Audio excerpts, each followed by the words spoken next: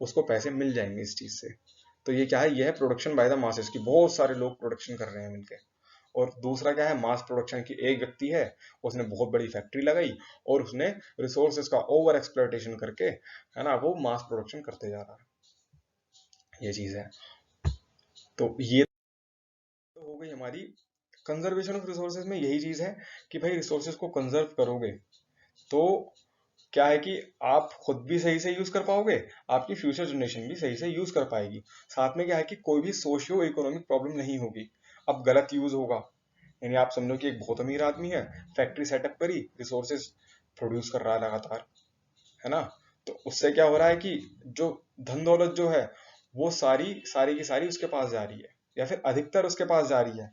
जो बाकी बचा हुआ हिस्सा है, जो बाकी बची हुई पॉपुलेशन है, उसके पास कुछ नहीं है, उसको रिसोर्सेज नहीं मिल रहे, है ना, वो प्रोड्यूस नहीं कर पा रहे। तो उनके साथ क्या है, उनके साथ सोशियो इकोनॉमिक प्रॉब्लम्स हो गई। साथ में जब रिसोर्सेज का ओवर यूटिलाइजेशन होगा तो एनवायरमेंटल प्रॉब्लम्स होंगी।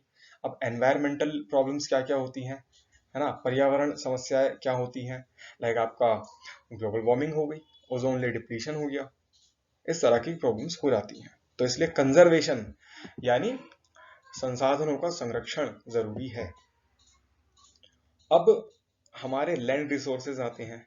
तो लैंड रिसोर्सेज, लैंड का मतलब क्या होता है, जमीन, भूमि, धरा, है ना, ये आपका होता है लैंड। तो लैंड रिसोर्सेज देख लेते हैं। तो इंडिया में लैंड क्या है, वो विभिन्न तरीके से डिवाइडेड है, विभाजित है। तो इंडिया में 43% लैंड जो है वो प्लेन्स की फॉर्म में मौजूद है। प्लेन्स यानी जो चपटी धरती होती है, प्लेन धरती होती है। और आपके 30% माउंटेन्स की फॉर्म में, 27% प्लेट्यूज की फॉर्म में। माउंटेन्स पहाड़ सबको पता है। प्लेट्यूज क्या होते हैं, प्लेट्यूज होते हैं आपके पठार, है ना। तो पठार बेसिकली क्या होते हैं कि माउंटेन्स की तरह होते हैं, बट इनकी जो टॉप होती है वो फ्लैट होती है। माउंटेन्स में पीक होती है, चोटी होती है, जो कि बहुत ही पॉइंटेड होती है ना, वहां पे कोई भी पहुंच के मतलब स्पेस नहीं होता। बट पठारों की जो चोटी होती है उनमें स्पेस होता है। अब प्लेन्स 43% है इंडिया में। अब इनकी खासियत क्या है प्लेन्स की, भाई देखिए हर चीज की कुछ ना कुछ फीचर्स होते हैं। प्लेन्स के क्या फीचर्स हैं कि भाई प्लेन्स पे आप वेजिटेशन कर सकते हो, है ना, यहाँ पे आप खेती कर सकते हो, फॉरेस्ट अच्छे खासे होते हैं यहाँ पे। यहाँ पे आप इंडस्ट्री सेटअप कर सकते हो। माउंटेन्स में, माउंटेन्स की का क्या बेनिफिट है, क्या फीचर्स हैं, क्या एडवांटेजेस हैं, मेरिट्स हैं, वो ये है कि माउंटेन्स रिवर फ्लो के लिए जरूरी होते हैं, है ना। क्योंकि भाई क्या कहते हैं, ढालीदार होते हैं, तो क्या होता है उस वजह से रिवर आराम से फ्लो हो पाता है। साथ में क्या है, फैसिलिटेट्स टूरिज्म। साथ में भाई माउंटेन्स होते हैं बहुत ज्यादा सुंदर लगते हैं, तो इसलिए वहां पे टूरिस्ट भी बहुत ज्यादा जाते हैं, तो टूरिज्म भी प्रोवाइड करते हैं माउंटेन्स। साथ में प्लेट्यू, प्लेट्यू 27% होते हैं। प्लेट्यूज में मिनरल्स, फॉसिल फ्यूल्स, फॉरेस्ट बहुत अच्छे अमाउंट में प्रेजेंट होते हैं। इतनी बात। अब लैंड यूटिलाइजेशन, लैंड किस तरह से यूटिलाइज होता है, आप किस चीज में, किस ऑक्यूपेशन में लैंड को यूज करते हो। तो लैंड इन चीजों के लिए यूज होता है। पहला फॉरेस्ट है। फॉरेस्ट आपको पता है, जंगल, जंगल में पेड़ पौधे और आपके जंगली जानवर वगैरह होते हैं, ठीक है। तो जंगल से आपको बहुत सारी चीजें मिल जाती हैं, फ्रूट्स मिल जाते हैं, है ना। तो ये सारी चीजें मिलती हैं। साथ में नंबर 2 पे है आपका land not available for cultivation. वो लैंड इस पर आप खेती नहीं कर सकते, कल्टीवेशन यानी खेती। तो इसमें क्या आता है आपका barren and wasteland. Barren wasteland का मतलब क्या होता है, बंजर जमीन, बेकार जमीन। दूसरा है आपका land put to non agricultural uses, example building, roads, factories etcetera. दूसरे नंबर पे वो है जो आपने नॉन एग्रीकल्चर यूज में लगा दी, लाइक आपने बिल्डिंग बना दी जमीन पे, रोड्स बना दी, फैक्ट्रीज बना दी। थर्ड है आपका other uncultivated land. Other uncultivated land क्या होता है, तो कुछ में तो आपने बिल्डिंग्स बना दी थी, कुछ खराब जमीन थी। अदर अनकल्टिवेटेड में क्या आ रहा है आपका permanent pastures and grazing ground, grazing land. तो इसमें क्या होता है, permanent pastures and grazing lands क्या होते हैं, ये होते हैं आपके यहाँ पे जो गाय भैंस होते हैं, जो पशु होते हैं, वो यहाँ पे आके घास चरते हैं। तो ये होते हैं आपके pastures and grazing land. Next आपका lands under miscellaneous tree crops groups. ये क्या है, यहाँ पे ट्री क्रॉप्स होती हैं, है ना। तो ट्री क्रॉप्स में आपकी जितनी भी यूकेलिप्टिस, है ना, ये सारे जो पेड़ होते हैं ये आपके इस लैंड में आ जाते हैं। नेक्स्ट आपका culturable waste land left uncultivated for more than 5 years, 5 agricultural years। तो कल्चरेबल वेस्टलैंड क्या होता है, जिसको लगभग 5 साल तक जहाँ पे खेती नहीं होती, वो होता है आपका कल्चरेबल वेस्टलैंड। नेक्स्ट है आपका फैलो लैंड्स। फैलो लैंड्स होते हैं, फैलो लैंड्स में करंट फैलो, जिसको एक 1 or less than 1 agricultural year, जिनको एक से कम साल, एक साल से कम समय के लिए कल्टीवेशन इसमें नहीं होता, वो करंट फैलो है। अदर देन करंट फैलो क्या है, uncultivated for the past 1 to 5 agricultural years. वो लैंड जिसको हमने पिछले 1 से 5 साल तक के समय के लिए कल्टीवेट नहीं करा, वहां पे खेती नहीं करी, उसको हम फैलो लैंड बोलते हैं। असल में फैलो लैंड और कल्चरेबल वेस्टलैंड में क्या डिफरेंस है कि कल्चरेबल वेस्टलैंड वो है जिसको हम 5 या 5 से अधिक वर्ष के लिए अनकल्टिवेटेड छोड़ते हैं। फैलो लैंड क्या है, इसको हम, एक तो करंट फैलो हुआ जिसको हम 1 से कम या 1 साल के लिए अनकल्टिवेटेड छोड़ते हैं, दूसरा क्या है जिसको हम 1 से 5 साल के लिए कल्टिवेटेड छोड़ते हैं, अनकल्टिवेटेड छोड़ते हैं। रीजन क्या है अनकल्टिवेटेड छोड़ने के लिए, कि जो सॉइल न्यूट्रिएंट्स वेस्ट हो गए हैं इस कल्टीवेशन में, सॉइल उन न्यूट्रिएंट्स को दोबारा रिटेन कर ले, सॉइल अपनी क्वालिटी को दोबारा रिटेन कर ले, है ना। ये इसका पर्पस होता है क्या, अनकल्टिवेट करने का, अनकल्टिवेट रहने देने का। Net sown area, net sown area important है एनएसए। तो area sown more than once in an agricultural year plus net sown area is known as gross cropped area. देखो नेट सोन एरिया क्या है, कि आप कितने एरिया में आप खेती करते हो, है ना, वो सारा नेट सोन एरिया होता है। और नेट सोन एरिया प्लस वो एरिया जिसको आप साल में मोर देन वंस कल्टीवेट करते हो, उन दोनों एरियाज को मिला के आपका ग्रॉस क्रॉप्ड एरिया आता है। बहुत ज्यादा इंपॉर्टेंट नहीं है बट सिंपल सी चीज है ना। एक तो आपका नेट सोन एरिया हो गया जिसमें आप नॉर्मली खेती कर रहे हो 1 साल में एक बार, और एक एरिया वो है जिसमें आप 1 से ज्यादा बार खेती कर रहे हो, 2 बार भी कर सकते हो, 3 बार भी कर सकते हो। इन दोनों एरियाज को मिला के आपका ग्रोस क्रॉप्ड एरिया बन गया, सिंपल।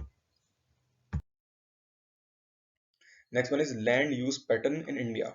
इंडिया में लैंड किस तरह से यूज होता है ना। तो यहाँ पे क्या है कि सबसे पहली चीज, लैंड को डिटरमाइन कैसे करते हैं, तो उसके कुछ फैक्टर्स होते हैं लैंड को डिटरमाइन करने के लिए, क्लासिफाई करने के। तो फिजिकल फैक्टर्स क्या होता है कि वहाँ की टोपोग्राफी कैसी है, क्लाइमेट यानी जलवायु कैसा है, सॉइल टाइप्स कैसी हैं, लाइक सॉइल एलुवियल है या ब्लैक है या रेड है, लेटराइट है या एरिड है या माउंटेनियस सॉइल है। तो उस बेसिस पे आप क्या कहते हैं, लैंड को डिवाइड करते हो। ह्यूमन फैक्टर्स के बेसिस पे कि भाई उस लैंड पे पॉपुलेशन डेंसिटी कितनी है ना, यानी जनसंख्या घनत्व कितना है वहां पे, पर स्क्वायर किलोमीटर कितने लोग रह रहे हैं, 1, 2 या 100 या 1000, है ना। नेक्स्ट क्या है, टेक्नोलॉजिकल कैपेबिलिटी कितनी है वहां पे, कि वहां पे कितनी अच्छी टेक्नोलॉजी है, कितनी एडवांस टेक्नोलॉजी है। एंड कल्चर कैसा है, वहां का ट्रेडिशंस कैसे हैं। The land under permanent pasture has also decreased. अब क्या होता है, ये तो हो गया कि लैंड को आप डिटरमाइन कैसे कर रहे हो। अब एक प्रॉब्लम है कि जो परमानेंट पेस्चर का जो लैंड होता है वो डिक्रीज होता जा रहा है। परमानेंट पेस्चर का मतलब क्या है कि वो जमीन जहाँ पे लगातार जानवर घास चरते हैं, तो वो जो जमीन है वो लगातार कम हो रही है। Most of the other than current fallow lands are either of poor quality और the cost of cultivation of such land is very high. अब यहाँ पे क्या है कि हम कुछ प्रॉब्लम्स पढ़ रहे हैं लैंड से रिलेटेड। तो एक प्रॉब्लम तो ये है कि जो परमानेंट पेस्चर लैंड जो है वो लगातार कम होता जा रहा है। साथ में other than current fallow lands जो हैं वहां पे क्या प्रॉब्लम हो रही है कि या तो वो पुअर क्वालिटी के होते हैं, उसकी जमीन उपजाऊ नहीं होती, या फिर वहां पे जो कॉस्ट ऑफ कल्टीवेशन है वो ज्यादा होती है, ये प्रॉब्लम है। तो कुल मिला के क्या है कि वहां पे कल्टीवेशन करना मुश्किल है, क्यों, या तो वहां पे उपज अच्छी नहीं है, वहां पे अच्छा प्रोडक्शन नहीं होता, अच्छा क्रॉप प्रोडक्शन नहीं होता, या फिर वहां पे जो कॉस्ट ऑफ कल्टीवेशन है वो बहुत ज्यादा है। Hence these lands are cultivated once or twice in about 2 to 3 years। तो क्या होता है कि 2-3 साल में एक या दो बार यहाँ पे खेती कर लेते हैं, ये होता है ना। अब नेक्स्ट है आपका net sown area is over 80% of the total area in Punjab. अब नेट सोन एरिया भी जो है भाई, साल में जहाँ पे आप साल में एक बार खेती करना, ये सब नेट सोन एरिया में आता है। तो ये भी हर स्टेट में डिफरेंट है ना। अब लैंड यूज पैटर्न देख रहे हैं हम, तो लैंड यूज पैटर्न कैसा है कि भाई एक स्टेट तो ऐसा है जहाँ पे 80% नेट सोन एरिया है, पंजाब हरियाणा में 80% नेट सोन एरिया है ना, यहाँ तो इतना यूज हो रहा है लैंड का। अरुणाचल प्रदेश में 10%, 10% से भी कम है।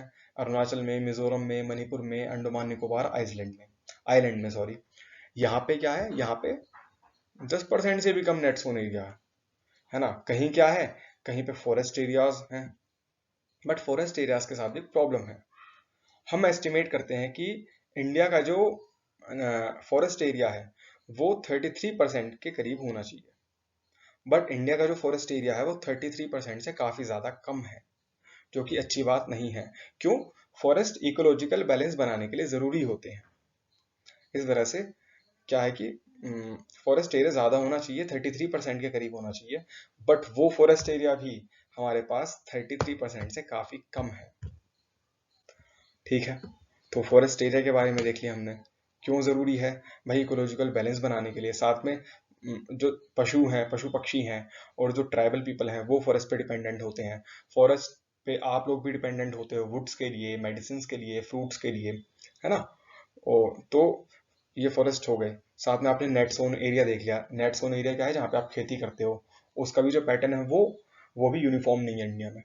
किसी जगह पे 80% है पंजाब हरियाणा में, किसी जगह पे 10% से भी कम है, लाइक अंडमान निकोबार आइलैंड, मणिपुर। आपने देख लिया परमानेंट पेस्चर्स के बारे में कि ये भी लगातार कम होते जा रहे हैं। Other than current fallow land जो है, वहां पे क्या प्रॉब्लम है कि वहां पे या तो खेती की कीमत ज्यादा है, या फिर वहां की जो सॉइल है वो ज्यादा अच्छी नहीं है। वेस्ट लैंड के बारे में देखते हैं, वो लैंड जहाँ की जमीन, वहां जहाँ पे रॉकी, एरिड और डेजर्ट एरियाज जो है ना, ये रॉकी, एरिड और डेजर्ट एरियाज हैं। यानी यहाँ पे या तो सैंड प्रेजेंट है, या फिर बहुत बड़े बड़े पहाड़ से, है ना, रॉक्स वगैरह प्रेजेंट है। तो यहाँ पे भी ये लैंड्स भी किसी काम नहीं आते, इसलिए आप इनको वेस्ट लैंड बोलते हो, है ना। वेस्ट लैंड मतलब बेकार जमीन, सिंपल सी चीज। Land put to non other non agricultural uses includes settlement, roads, railways, industry etcetera. एक लैंड वो भी होता है जहाँ पे आप नॉन एग्रीकल्चरल काम करते हो, लाइक जहाँ पे आप सेटलमेंट करते हो, कॉलोनीज बनाते हो, वहाँ पे लोग अपने घरों में रहते हैं। रोड्स होती हैं जहाँ पे ट्रांसपोर्ट चलते हैं, रेलवेज होती है जहाँ पे ट्रेन चलती है ना, भाई ट्रेन का जो एरिया होता है वो रेलवेज होती है, और इंडस्ट्री, है ना। तो यहाँ पे आप ये सारी चीजें करते हो। तो ये है लैंड यूज पैटर्न। किसी लैंड पे आप खेती कर रहे हो, किसी पे घर बना रहे हो, रेलवेज बना रहे हो, और किसी पे रोड्स बना रहे हो, कहीं पे आप इंडस्ट्रीज लगा रहे हो, कहीं पे आप फॉरेस्ट बना रहे हो, कोई वेस्ट लैंड है, कोई अदर देन करंट फैलो है, कोई परमानेंट पेस्चर है ना। इस प्रकार से लैंड यूज पैटर्न है इंडिया में। Now land degradation and conservation measures. अब एक प्रॉब्लम और है हमारे पास, लैंड डिग्रेडेशन। लैंड डिग्रेडेशन का मतलब क्या है कि लैंड की क्वालिटी का डिग्रेडेशन हो जाना, है ना। यानी जमीन की क्वालिटी, उसकी गुणवत्ता कम होना, जमीन की गुणवत्ता कम होने को हम लैंड डिग्रेडेशन बोलते हैं। तो अब लैंड डिग्रेडेशन क्यों होता है भाई? ह्यूमंस क्या करते हैं, डिफोरेस्टेशन करते हैं, फॉरेस्ट को उजाड़ देते हैं, काट देते हैं, ओवर ग्रेजिंग करवाते हैं। मतलब जितनी ग्रेजिंग होनी चाहिए उससे ज्यादा ग्रेजिंग होती है। ग्रेजिंग का मतलब क्या है कि पशु जो घास जो खाते हैं जमीन की, तो ओवर ग्रेजिंग की प्रॉब्लम से माइनिंग करते हैं, है ना। जो पहाड़ होते हैं, या फिर सुरंगों में माइनिंग करते हैं, माइनिंग करके मिनरल्स निकालते हैं। क्वेरिंग करते हैं यानी गड्ढे खोद देते हैं बहुत ज्यादा, है ना। इन सारी चीजों से लैंड डिग्रेडेशन हो जाता है। प्रॉब्लम्स ये हो गई। आप इन प्रॉब्लम्स को अच्छे से नोट कर लें, इन प्रॉब्लम की वजह से लैंड डिग्रेडेशन होता है। Now mining sites are abandoned after excavation work is complete, leaving deep scars and traces of overburdening. क्या होता है, आपने माइनिंग करी, माइनिंग करने के बाद जो भी, भाई माइनिंग करी आपने तो वहां पे गड्ढे वगैरह हो जाते हैं, तो आपने बिना उस जगह को ट्रीट करे आपने उसको ऐसे ही छोड़ दिया, फिर क्या होता है, तो ये चीजें कहाँ होती हैं, ये झारखंड, छत्तीसगढ़, एमपी, इन सारे स्टेट्स में होती हैं। तो इसकी वजह से इन स्टेट्स में बहुत ज्यादा लैंड डिग्रेडेशन हो गया। अब इन states like Gujarat, Rajasthan, MP, Maharashtra, overgrazing is one of the main reason for land degradation. ये सारे जो स्टेट्स हैं, यहाँ पे ओवर ग्रेजिंग की वजह से लैंड डिग्रेडेशन है। पंजाब, हरियाणा, वेस्ट यूपी वगैरह में ओवर इरिगेशन की वजह से लैंड डिग्रेडेशन होता है। The mineral processing like grinding of limestone for cement industry generate huge quantity of dust in the atmosphere. अब क्या होता है कि बहुत सी इंडस्ट्री में क्या होता है, लाइमस्टोन को ग्राइंड करते हैं, है ना। लाइमस्टोन जरूरी होता है सीमेंट इंडस्ट्री के लिए। तो जब आप लाइमस्टोन को ग्राइंड करते हो तो उसकी वजह से बहुत ज्यादा धूल होती है।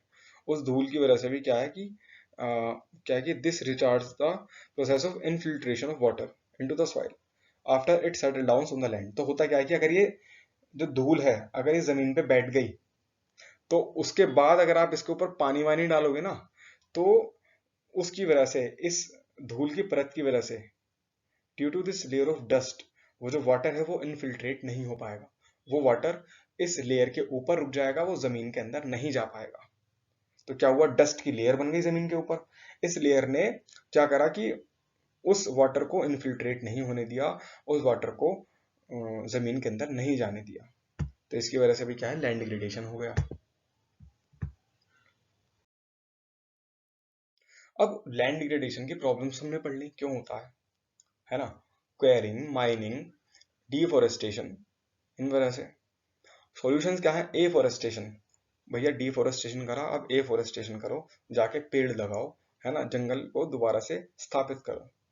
Planting of shelter belts of plants, है ना, प्लांट्स की, है ना, प्लांट्स को प्लांट करो, है ना, मतलब पेड़ पौधे लगाओ। Stabilising of sand dunes by growing thorny bushes. साथ में क्या होता है कि जो थॉर्नी प्लांट्स होते हैं, जो आपके कांटेदार प्लांट्स होते हैं, उनको प्लांट करो। जहां पे आपकी सीमेंट इंडस्ट्री है ना, उसके आसपास के एरियाज में इन प्लांट्स को लगा दो। तो क्या होगा, ये जो प्लांट्स होंगे, धूल इन पे जाके बैठ जाएगी और जमीन पे नहीं जा पाएगी। जमीन पे नहीं जाएगी तो लेयर नहीं बनेगी, लेयर नहीं बनेगी तो पानी आराम से जमीन पे पड़ेगा और आराम से ग्राउंड वाटर टेबल में चला जाएगा। Control of mining activities, mining activities को कंट्रोल करो। Proper discharge and disposal of industrial effluents and waste after treatment. साथ में जो भी इंडस्ट्रियल वेस्ट होता है, एफ्लुएंट का मतलब क्या है, लिक्विड वेस्ट, जो भी इंडस्ट्रियल लिक्विड वेस्ट है और जो अदर वेस्ट है उसका